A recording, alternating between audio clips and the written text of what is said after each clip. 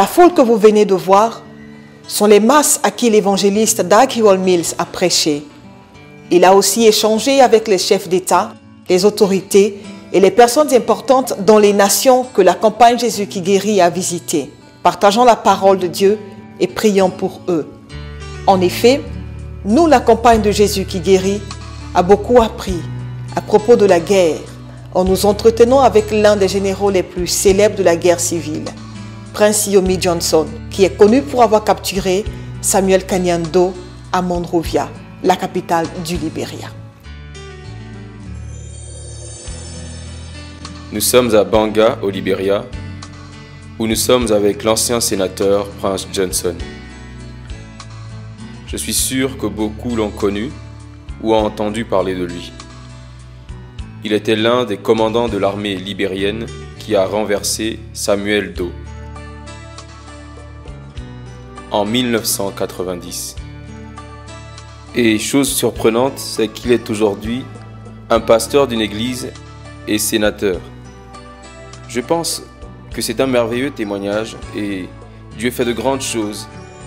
Et nous sommes privilégiés d'être ici et de juste parler avec lui et de partager des choses qui, je pense, seront des leçons pour les autres et pour ceux qui sont prêts à recevoir la sagesse et apprendre de l'histoire. Monsieur Prince, vous êtes le bienvenu. C'est un heureux privilège pour moi d'être ici et de vous recevoir, vous et votre équipe de serviteurs de Dieu dédiés. Beaucoup de gens ne comprennent pas réellement ce qui s'est passé. Vous vous battiez contre Charles Taylor et nous avons vu une vidéo de 1990 quand tout ça s'est terminé. On vous a vu avec Sergent Doe quand il a été capturé et on ne comprend vraiment pas. On continue d'entendre différents noms comme Charles Taylor, Prince Johnson, Samuel Doe et notre Ghana et les forces ECOWAS aussi étaient là. Nous voudrions savoir qu'est-ce qui s'est réellement passé. À cette époque, j'étais en Côte d'Ivoire quand Taylor est arrivé. Et nous étions tous là-bas. Et les samedis, on avait l'habitude de se rencontrer sur la place du marché en Zouenoué, en Côte d'Ivoire. Mais ce samedi, quand je suis arrivé au marché, tout le monde avait disparu. Je ne savais pas où ils étaient. De toute façon, ils ne voulaient pas que je fasse partie d'eux. Ils ne voulaient pas que je fasse partie d'eux. Je ne savais pas pourquoi. Et ils sont tous partis en Libye et j'étais seul dans un village. Très seul, très seul, très seul. J'avais pas d'argent. Et vous savez, les Ivoiriens, quand vous vivez avec eux et que vous n'allez pas au champ, vous ne mangez pas. Donc c'était un temps difficile puisque je ne pouvais pas aller au champ. Ceux qui allaient au champ, vous pouviez voir leurs mains toutes abîmées. C'était dur. Donc un jour, j'ai décidé de laver mes vêtements car ils étaient très sales. J'avais pas de savon et j'ai décidé d'aller près de l'eau. J'ai commencé à laver mes habits sans savon et affamé en même temps. J'avais très faim. J'avais très faim et je mangeais beaucoup de noix de cola qui rendaient mes dents très rouges. j'étais obligé de boire le jus de canne à sucre. Et je ne savais pas pourquoi, pour oublier certains de mes problèmes. Mais toutes les fois que je finis de boire le jus de canne, mes problèmes me disent « nous voici ». J'étais sur le rivage quand j'ai entendu des pas derrière. Je me suis tourné pour regarder.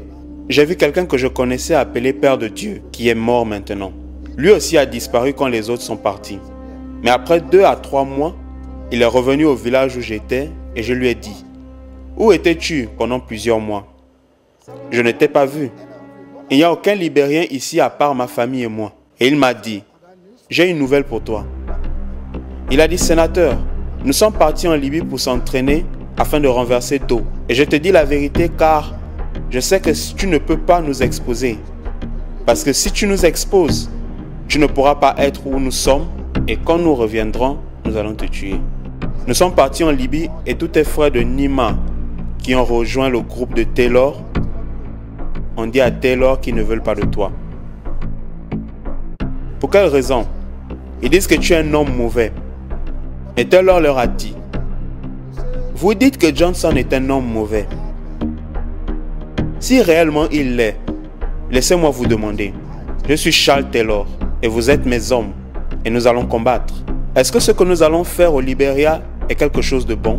Se battre est-il une bonne chose? Ils ont dit non, nous défendons une cause.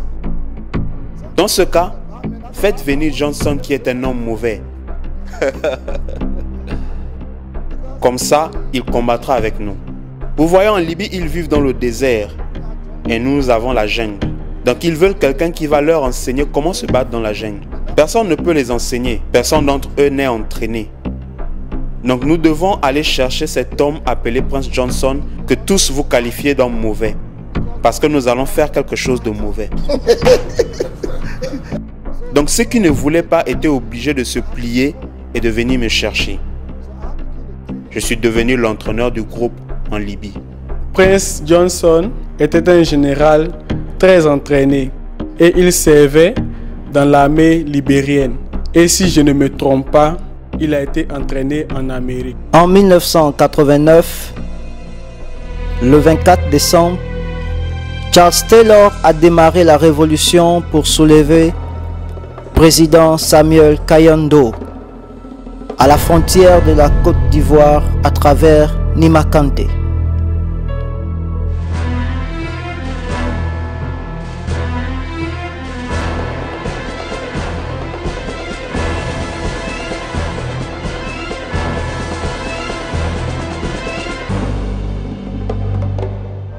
Il a démarré la révolution à travers la frontière de la Côte d'Ivoire. Donc il a obtenu un soutien des gens de Nima. À cette frontière, il y avait une équipe d'entraînement pour les forces spéciales. Nous étions le 3e groupe et nous sommes partis à l'entraînement et avions réussi.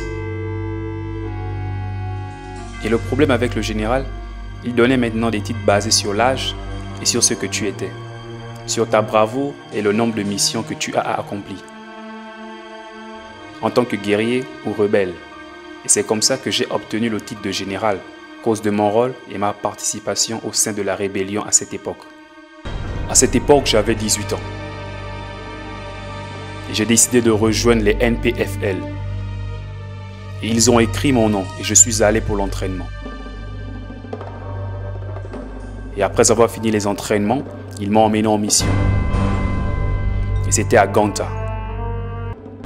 Est-ce qu'il y a eu une époque où tu t'es rappelé que ça, c'était ma fin? L'un des temps les plus difficiles de ma vie, c'était quand j'avais été capturé en 1985 et menotté. Ils m'ont mis dans une barrique, un genre de barrique militaire, et ils m'ont emmené afin de m'exécuter. À quelques mètres de l'endroit de l'exécution, le Seigneur a intervenu. L'intérieur de la barrique était devenu très chaude, comme si quelqu'un avait mis une bombe qui était sur le point d'exploser.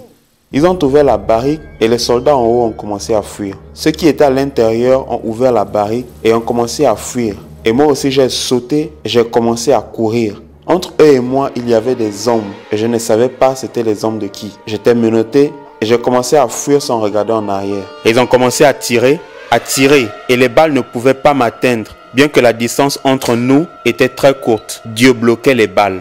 Je me suis réfugié dans un endroit caché à Morovia pour réfléchir comment enlever mes menottes. Et le Seigneur m'a conduit chez une femme paralysée. Et le Seigneur m'a conduit chez une femme paralysée. Une femme paralysée. Et j'ai demandé à Dieu dans mon esprit, pourquoi une femme paralysée? Elle n'est pas policière ou de l'immigration. C'est une femme que je connaissais qui avait l'habitude de mendier dans la rue. Et la voix a crié dans mon cœur, va. Immédiatement, j'ai sauté dans la rue. J'ai sauté dans la rue. Et les soldats bougeaient et patrouillaient. Ils ont pensé que c'était un homme fou, ne sachant pas que c'était le leader rebelle qu'ils cherchaient. L'un des hommes initiateurs du coup échoué. Et je suis allé à la maison de la mendiante. Donc c'était un coup. Oui, c'était un coup qui a échoué. Pas une guerre. Pas une guerre. Qui voulais-tu renverser? Samuel Doe. Samuel Doe, durant son rôle à Merton de 1980 à 1985, il a perdu la plupart de ses membres, la plupart des gens qui ont fait le coup avec lui. La plupart a été exécutés, ce qui a apporté la division parmi les militaires. Donc Doe avait des problèmes internes au sein de l'armée avec le général Thomas Kuyongpa. Le général Kuyongpa est venu renverser Doe et nous sommes venus le rejoindre et le coup a échoué. Donc ça c'est un leader de coup. Donc vous n'étiez pas le leader, vous faisiez partie du coup, un participant et aussi un rebelle, commandant général. Donc je suis arrivé à la maison de cette mendiante, j'ai tapé à la porte, elle a dit « Entrez ». Je suis rentré et vous voyez, Dieu savait pourquoi il me dirigeait dans la maison de cette femme paralysée. Cette femme n'avait pas les clés de menottes, de clés spéciales pour... Cette femme n'avait pas de clés de menottes, des clés spécialement pour ouvrir les menottes, mais elle avait une clé qui pouvait ouvrir une valise. Vous voyez les anciennes valises, ils utilisent des clés comme des clés de menottes. C'est ce qu'elle utilisait pour ouvrir sa valise. C'est cette clé donc qu'elle a utilisée pour ouvrir mes menottes. Et j'ai dit, ah, parce que c'était trop serré et mon sang ne pouvait pas circuler librement. Lorsqu'elle m'a enlevé les menottes, c'est en ce moment que j'ai compris que c'est Dieu qui m'avait parlé de venir chez cette femme paralysée, qui avait la clé qui pouvait ouvrir mes menottes. Elle a dit, reste ici. Et je lui ai dit, non, parce que Doe disait à la radio que s'il trouvait un élément rebelle dans une maison, il viendrait tuer tout le monde dans cette maison. Donc laisse-moi partir. J'ai sauté dans la rue et j'ai marché de là où j'étais, car les soldats patrouillaient dans les jeeps. C'était le même jour que le coup avait échoué. Et ils patrouillaient, ne sachant pas que c'est l'homme qu'ils recherchaient qui marchait dans les rues comme un fou. J'étais chez moi quand ils sont arrivés. J'étais sous le lit quand ils sont arrivés. Et ils ont dit à ma femme, après plusieurs jours, ils sont arrivés et ont dit à ma femme que cet homme-là, on ne l'a pas tué. C'est un dictateur, un homme fort, un surentraîné. Mais on te donne de l'argent, comme ça tu prendras soin du bébé. Mais si tu le vois, il parlait de ma femme. Dis-lui, car c'est un traître pour toi, pour le pays. J'étais sous le lit. S'ils avaient dit regardons sous le lit, ils m'auraient vu. Mais ce qu'ils ont fait, ils ont ouvert la porte de l'avant, ouvert la porte arrière et les fenêtres. Donc si tu cherches quelqu'un, il ne va pas se cacher dans un endroit qui est ouvert comme ça.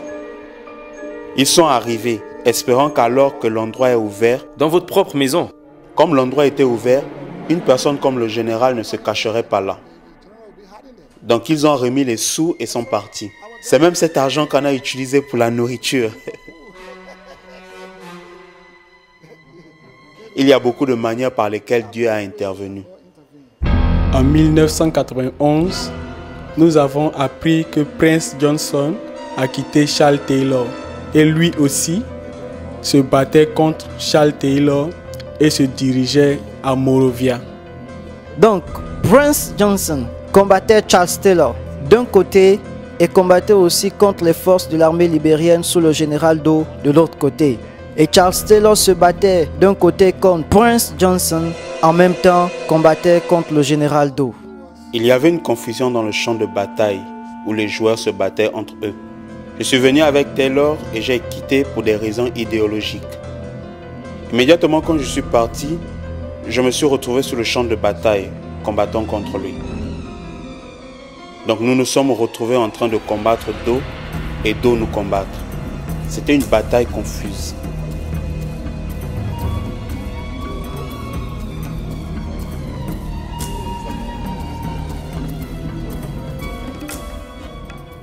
La raison initiale pour laquelle j'ai quitté Taylor était un groupe de 30 tireurs d'élite qui a grandi jusqu'à 1000 hommes. Mais la bonne nouvelle est que ces hommes qui étaient avec moi, vu qu'ils étaient petits en force, ont comploté de m'arrêter et de me livrer à Taylor pour sauver leur peau. Car ils ne pouvaient pas se voir en train de se battre contre les troupes de Taylor et de Doe, et nous n'avions pas ce genre d'équipement et de force. Et je leur ai dit que la bataille n'a rien à voir avec le nombre. Si nous regardons à Gédéon, il avait 34 000 hommes, mais finalement c'est 300 hommes pour le combat. Par la grâce et la puissance de Dieu, nous pouvons gagner. Ça, c'était un homme qui a été emmené ici au Libéria par les forces aériennes. Partout où il passait, il avait sa guitare et il chantait les chants religieux. Mais ça, c'était juste pour apaiser les cœurs des gens. Mais Prince Johnson était connu comme une personne très insensée. Et toutes les fois qu'il se trouvait en face de ses ennemis, même ses propres hommes, il les tuait. Dans l'armée, si tu vois ton ennemi et que tu veux l'épargner, si tu l'épargnes, c'est lui qui va te tuer. C'était un esprit de libération qui était entre nous et nos gens mouraient entre les mains du gouvernement. On payait les taxes au gouvernement et maintenant on connaissait notre valeur. Tout ça nous a motivés à la guerre. Nous nous sommes dirigés vers Monrovia pour renverser le régime.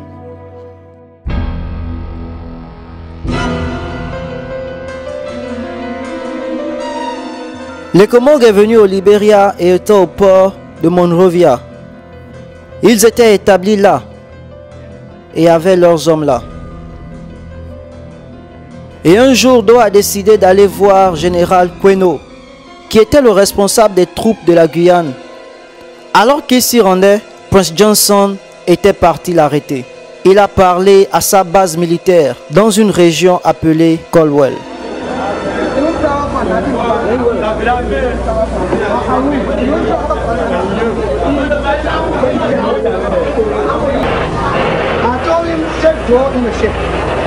All the officers should go.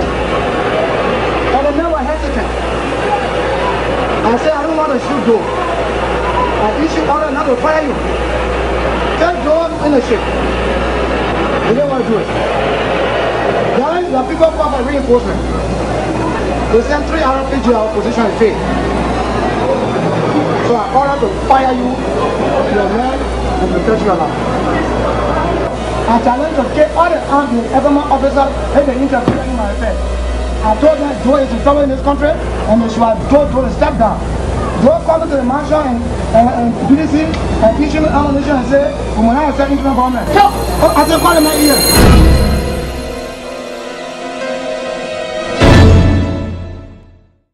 Pourquoi tu n'es pas devenu le président, vu que c'était toi le victorieux? Que faisiez-vous? Vous savez, homme de Dieu, ici en Afrique, quand tu réussis à renverser un régime, normalement vous êtes comme un saint au pouvoir. Je suis un peu comme Rawlins, le premier homme en Afrique. Il a renversé le régime. 3 mois plus tard, il s'est tourné vers Ali Lima. Mais il s'est retrouvé en prison à cause d'une accusation de quelque chose qu'il n'a pas fait.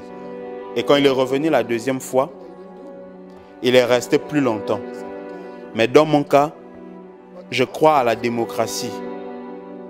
Et je pouvais être là-bas pour préparer le chemin pour des élections. En août 1990, la tête de soutien en Gambie, l'Afrique de l'Ouest a pris la décision et a fait passer à l'UN qui a aussi approuvé. Et j'ai dû trouver un compromis final. Nous nous sommes mis d'accord sur le gouvernement civil, pas militaire. Et je ne dis rien que la vérité. J'étais au Nigeria pour 40 ans. Et je suis revenu en 2005 pour refaire une tournée sur le terrain. Une tournée politique. Que faisiez-vous au Nigeria? Grâce au gouvernement, j'ai soumis mon traité de paix aux forces de paix du gouvernement. Et j'ai été rapatrié au Nigeria comme invité du gouvernement fédéral. Moi et ma famille étions tous là-bas. Et je suis revenu en 2005. Et j'ai gagné l'élection avec le taux de vote élevé au poste de Sénat le vote le plus élevé au Nigeria, le pourcentage le plus élevé dans l'histoire d'un pays. Et je suis toujours le sénateur, comme vous le voyez maintenant. Je suis allé pour les présidentielles en 2011. J'ai contesté les élections, mais malgré cela, j'étais le 3e parmi 13 partis politiques. Le monde voulait qu'Hélène reste. Et nous avons soutenu cela parce qu'on ne peut pas aller à la justice, avoir des défis. C'est trop de choses. Si la loi dit oui, il a le mot final, comme le chant le disait hier. Qui a le mot final? Il a le mot final. Donc s'il était d'accord que je sois président, aucune chose que les hommes feront ne pourra prospérer. S'il n'est pas d'accord, on va beau essayer, on ne pourra pas réussir. Donc au lieu de se plaindre et de murmurer, j'ai embrassé le président. Parce que si tu es perdant et tu fais ce que tu veux en comptant sur tes forces militaires, un matin des jeunes gens fous vont se lever et vont dire « Nous voulons mourir pour nos droits ». Il y a trop de personnes aigries. 85% de la population est toujours sans emploi et nous travaillons dur. Nous essayons graduellement, mais il y a un petit problème. Vous voyez les voleurs dans les alentours. Vous voyez des gens qui tuent les autres. Mais laissez-moi vous dire, s'ils n'ont rien à faire, il y aura automatiquement des problèmes dans ce pays. Nous prions à Dieu qu'il restaure la paix. Je vieillis. J'ai 60 ans maintenant, mais je contrôle toujours les anciennes troupes, alors qu'ils ont les yeux sur nous, qui sommes dans le gouvernement. Ils regardent à nous qui existons pour faire avancer le développement. Nous sommes leur porte-parole et nous parlons pour eux. Des 3,4 millions de personnes au Libéria, Niam Conté compte 1,3 million. Donc je contrôle la plus large partie du pays et les zones industrielles, économiques. Je suis le ministre de la Défense et Sécurité, Intelligence, Comité sanitaire. Donc j'ai des longues oreilles, de longs yeux, un long nez. Je sens et j'entends beaucoup de choses. Et quand je parle, je sais ce que je dis.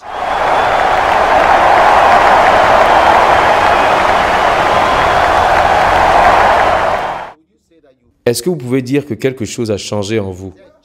Ou vous vous êtes redirigé dans... Est-ce qu'il y a un changement? Vous savez, homme de Dieu, même la direction doit être un changement. Lorsque l'apôtre Paul a parlé de l'homme nouveau-né, basé sur Romains 8, verset 1, il n'y a donc plus de condamnation pour ceux qui sont en Jésus-Christ, qui marchent selon les désirs de la chair, mais selon les désirs de l'esprit. Maintenant, quand tu es en Christ, tu es une nouvelle créature. Quand je prêche à l'église, je parle de naître de nouveau. Comment saurais-je que je suis né de nouveau? Comment saurais-je que l'Esprit de Dieu demeure en moi? Premièrement, je leur ai dit, j'avais 50 femmes. J'étais un coureur de jupons. Combien de femmes? 50 femmes. Waouh! J'ai 15 enfants. Je connaissais 12, mais 3 se sont ajoutés récemment et on dit qu'ils sont pour moi. Donc, combien de femmes avez-vous maintenant? Juste une. Des 50, j'ai choisi la meilleure. Je suis légalement marié. Donc, il y a 49 femmes qui sont déçues. Elles sont parties. Vous voyez, dans le passé, je suivais les femmes de toutes les couleurs sans penser à l'immoralité. Je partais seulement, je buvais. Au fil des années, si je reçois un appel et que c'est l'une de mes anciennes copines et qu'elle commence à parler d'amour, mes pensées ne vont pas là-bas. Je vais difficilement dans les clubs, dans les bars. Je n'ai pas le temps pour les petites amies. Le désir a disparu, le désir des femmes et de la boisson. Pouvez-vous imaginer qu'après les élections, je ne suis jamais allé dans les rues à Monrovia. Après les élections, j'ai construit mon bureau à la capitale et je repars à l'église.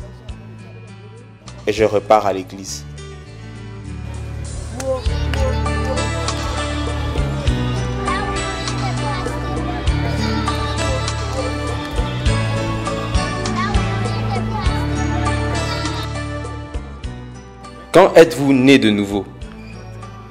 Pouvez-vous nous donner une date? 2003.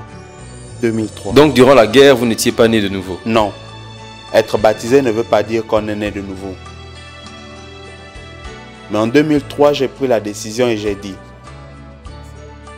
les choses que je faisais, je ne les fais plus. Les choses que je faisais, je ne les fais plus. Les choses que je faisais, je ne les fais plus. Il y a un grand changement depuis que je suis né. Donc c'est ce que je fais. Plus de retour en arrière.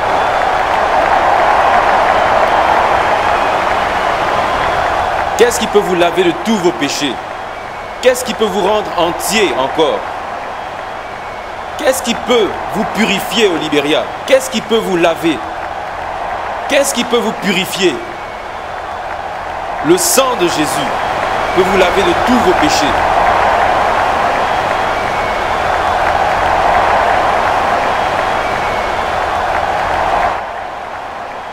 Religieux et soyez nés de nouveau. Quand j'étais né de nouveau, tout le monde a vu que j'étais né de nouveau. Tout le monde pouvait le voir. Les choses que je faisais, je ne les faisais plus. Les endroits où j'avais l'habitude d'aller, je n'y allais plus. Les choses que je disais, je ne les dis plus. Parce que je suis né de nouveau. Je suis changé. Je suis changé. Je suis changé. Je suis lavé. Lavé par le sang de l'agneau. Je suis lavé. Lavé par le sang de l'agneau. Ce n'est pas une petite chose d'être né de nouveau. Vous pouvez demander aux gens, j'étais l'une des personnes les plus turbulentes dans ce pays. Pour voir maintenant ma vie être changée, pour me voir aller à l'école, et je dis à mes collègues que si ma vie est changée, c'est que la vôtre aussi peut être changée. Et pour voir Prince Johnson être un homme de Dieu, il y a également des hommes plus grands que Prince Johnson, aujourd'hui qui prêchent la parole. En fin de compte, tout a à voir avec Dieu. Dieu est au contrôle. Essayons de changer le guerrier insensé en héros racheté. Aucun accomplissement ne peut se faire dans ce pays en dehors du Seigneur Jésus. Et c'est pourquoi les églises prêchent. C'est pour cela que vous êtes là. Et votre venue ici est une très bonne chose pour cette nation. J'étais là hier et c'était bon d'y être. J'ai vu les pasteurs à Nima et on m'a remis un livre. Et ce livre est très encourageant. L'art du leadership, c'est encourageant. J'ai vu de nouvelles choses dedans. J'ai vu de nouvelles choses dedans que je n'avais jamais vues avant. Vous savez, le leadership militaire est différent quand on rencontre un leader des forces civiles. Tu dois essayer de te mettre dans la position afin de recevoir l'autorité. Donc j'apprends beaucoup, car on apprend tous les jours, parce que nous nous raffinons. L'une des choses que nous avons appris à la campagne Jésus qui guérit est que la prédication de la parole de Dieu est puissante pour sauver les âmes et pour apporter un grand changement dans la vie des hommes. Nous sommes plus déterminés à aller jusqu'aux extrémités de la terre pour prêcher l'évangile, car nous croyons qu'une âme est une âme et elle est précieuse pour Dieu.